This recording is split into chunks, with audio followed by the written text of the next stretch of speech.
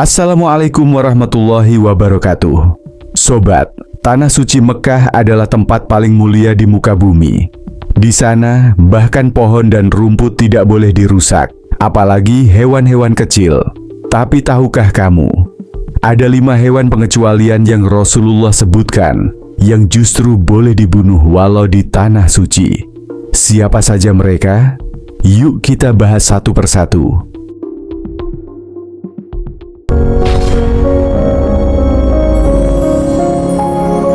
Rasulullah bersabda, ada 5 hewan fawasik yang boleh dibunuh meskipun di tanah haram: tikus, kalajengking, burung gagak, burung elang, dan anjing galak. Hadis riwayat Bukhari dan Muslim. 1. Tikus. Tikus adalah hewan yang sudah dikenal manusia sejak ribuan tahun lalu. Ia hidup di mana-mana, mulai dari sawah, ladang, hingga rumah-rumah penduduk. Sekilas tampak kecil dan sepele, tapi sebenarnya tikus termasuk hewan yang sangat berbahaya. Pertama, tikus dikenal sebagai hewan kotor. Ia suka mencari makan di tempat sampah, got, selokan, bahkan di tempat najis. Tidak heran kalau tubuhnya penuh kuman dan bakteri. Ketika ia berkeliaran di dapur atau menyentuh makanan, maka najis dan penyakit yang dibawanya bisa menular kepada manusia. Kedua, tikus adalah perusak. Ia menggigiti barang-barang, merusak pakaian, kabel listrik, bahkan persediaan makanan. Banyak petani merugi karena tanamannya habis dimakan tikus. Di rumah pun, tikus sering jadi sumber masalah karena mengotori dan merusak. Ketiga, tikus juga merupakan pembawa penyakit berbahaya. Dalam sejarah, tikus pernah menjadi penyebab penyebaran wabah pes yang mematikan jutaan orang di Eropa. Najis dan air kencing tikus bisa menularkan penyakit leptospirosis yang menyerang ginjal dan hati manusia. Artinya, bahaya yang ditimbulkan tikus bukan sekadar kotor, tapi bisa sampai merenggut nyawa. Karena itulah Islam memandang tikus bukan hewan biasa. Rasulullah sendiri menyebutnya sebagai salah satu dari 5 hewan fawasik, hewan pengganggu yang boleh dibunuh, bahkan di tanah haram. Padahal, di Makkah yang suci, membunuh hewan kecil saja dilarang. Tapi untuk tikus, justru diperintahkan untuk dimusnahkan, karena mudaratnya lebih besar daripada manfaatnya. Maka jelaslah, tikus bukan hewan yang boleh dimakan, bukan pula hewan yang patut dipelihara. Ia najis, berbahaya, perusak, dan membawa penyakit. Syariat Islam menegaskan, tikus boleh, bahkan sebaiknya dibunuh, demi menjaga kebersihan, kesehatan, dan keselamatan manusia. 2. Kalajengking. Kalajengking adalah hewan kecil, tapi bahayanya besar. Ia hidup di gurun, padang pasir, bebatuan, atau bahkan bisa masuk ke rumah-rumah. Tubuhnya memang kecil, tapi ekornya menyimpan racun yang sangat berbahaya. Dengan sengatannya, kalajengking bisa melumpuhkan, menyebabkan rasa sakit yang luar biasa. Bahkan dalam beberapa kasus bisa mengancam nyawa. Di tanah Arab, kalajengking adalah ancaman nyata.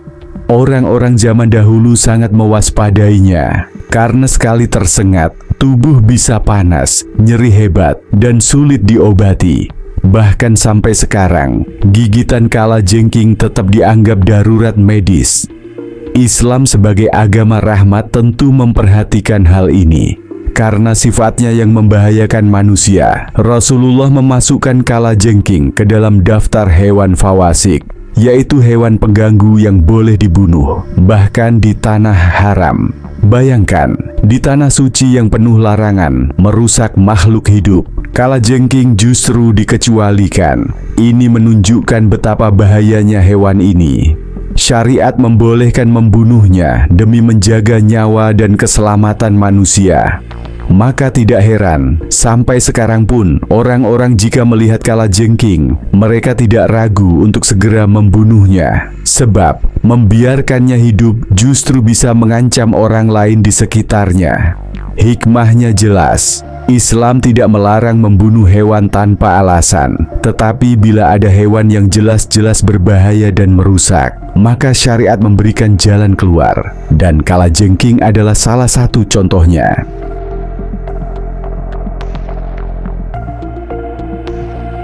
Tiga, burung gagak. Burung gagak adalah salah satu burung yang paling sering dikaitkan dengan pertanda buruk. Suaranya serak dan penampilannya serba hitam, membuat banyak orang merasa takut atau tidak nyaman ketika melihatnya.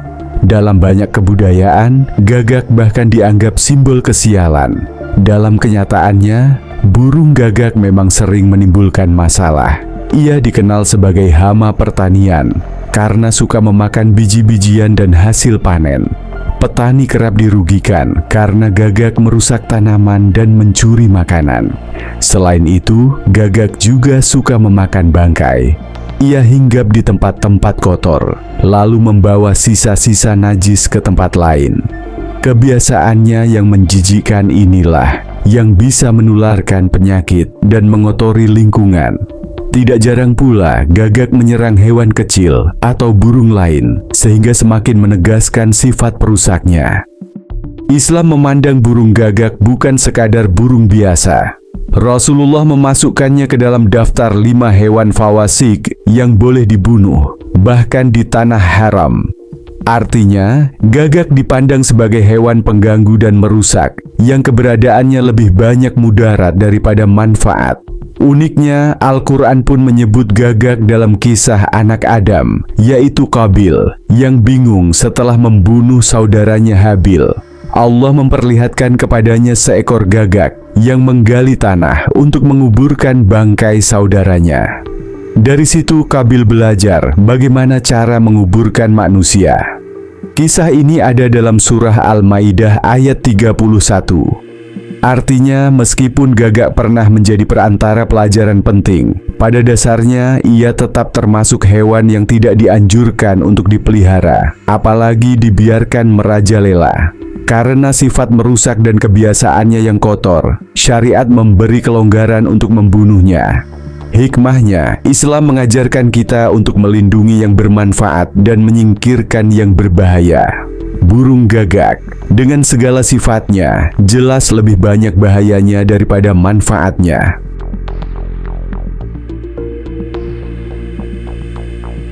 4. Burung elang, Raja Wali. Berbeda dengan gagak yang tampak kotor dan menjijikkan, burung elang atau Raja Wali justru terlihat gagah dan kuat.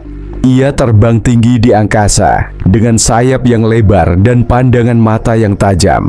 Namun, di balik kegagahannya, elang tetap termasuk hewan yang membahayakan dan masuk daftar fawasik yang boleh dibunuh. Kenapa? Karena elang adalah burung buas pemangsa. Dengan paruh bengkok yang tajam dan cakar kuat yang runcing, ia bisa memangsa ayam, kelinci, bahkan anak kambing. Bagi masyarakat Arab zaman dahulu yang hidup sederhana dan menggantungkan hidup pada hewan ternak, serangan elang jelas sangat merugikan. Hewan ternak yang seharusnya jadi sumber makanan dan harta bisa hilang dalam sekejap karena disambar Raja Wali. Selain itu, elang juga punya sifat agresif. Ia tidak segan menyerang jika merasa terancam dan bisa melukai manusia. Satu kali cakaran atau patukan elang bisa menyebabkan luka serius. Islam memandang semua ini dengan bijak. Rasulullah menyebut elang sebagai salah satu hewan fawasik yang boleh dibunuh. Artinya, meskipun burung ini gagah, keberadaannya tetap bisa menjadi ancaman nyata bagi manusia dan hewan peliharaan. Hikmahnya jelas. Syariat Islam mengajarkan bahwa yang diprioritaskan adalah keselamatan manusia. Hewan yang berpotensi merusak harta dan membahayakan jiwa, seperti elang, tidak dibiarkan begitu saja. Jadi meskipun elang terlihat megah ketika terbang di langit, Islam menilai dari sisi bahayanya. Dan karena mudaratnya lebih besar daripada manfaatnya, ia masuk ke dalam 5 hewan yang boleh dibunuh, bahkan di tanah suci sekalipun. 5. Anjing galak. Anjing adalah hewan yang sudah lama hidup berdampingan dengan manusia. Ada yang dijadikan penjaga, pemburu, bahkan sahabat setia. Tetapi, tidak semua anjing bisa jinak. Ada jenis anjing yang buas, ganas, dan membahayakan. Inilah yang dimaksud Rasulullah dengan anjing galak. Anjing galak adalah anjing yang suka menyerang, menggigit, dan melukai. Sifatnya agresif, sulit dikendalikan, dan berbahaya bila berada di sekitar manusia. Gigitan anjing bukan hanya menyebabkan luka fisik, tetapi juga bisa menularkan penyakit berbahaya seperti rabies yang bisa berakibat fatal. Bayangkan, jika seekor anjing galak masuk ke perkampungan dan menyerang anak-anak kecil atau ternak warga. Jelas hal ini menimbulkan ketakutan dan kerugian besar. Karena itu, syariat Islam memberikan keringanan. Anjing galak boleh dibunuh, bahkan di tanah suci yang penuh larangan membunuh makhluk hidup. Penting untuk dipahami, yang dimaksud bukan semua anjing. Islam adil dan penuh rahmat. Anjing yang jinak dan bermanfaat tidak termasuk dalam larangan ini. Namun jika ada anjing yang jelas-jelas buas dan membahayakan, maka membunuhnya diperbolehkan demi melindungi manusia dan lingkungannya. Hikmah dari aturan ini adalah bahwa Islam sangat memperhatikan keselamatan jiwa. Allah tidak membiarkan umatnya hidup dalam bahaya. Hewan yang menimbulkan ancaman nyata, meskipun hanya seekor, bisa membahayakan banyak orang. Karena itu, syariat memberi solusi, singkirkan ancamannya, walaupun berada di tempat yang paling mulia sekalipun. 5 hewan ini disebut fawasik, artinya hewan pengganggu dan perusak. Islam tidak menyuruh kita membenci semua hewan, tapi memberi panduan. Yang bermanfaat dipelihara, yang berbahaya boleh dimusnahkan. Subhanallah, detail sekali ajaran Islam. Bahkan sampai soal hewan kecil pun ada aturannya. Semoga kita bisa mengambil hikmah dan makin yakin bahwa syariat Allah selalu penuh kebaikan. Wassalamualaikum warahmatullahi wabarakatuh. Sebelum saya menutup video ini, izinkan saya dengan penuh rasa hormat dan kerendahan hati untuk memohon maaf jika dalam video ini terdapat kesalahan, baik dalam bentuk gambar, video, dan kata-kata, atau penyampaian informasi yang kurang jelas atau tidak sesuai. Kami menyadari bahwa sebagai manusia biasa, kami tidak luput dari kekurangan dan kekhilafan.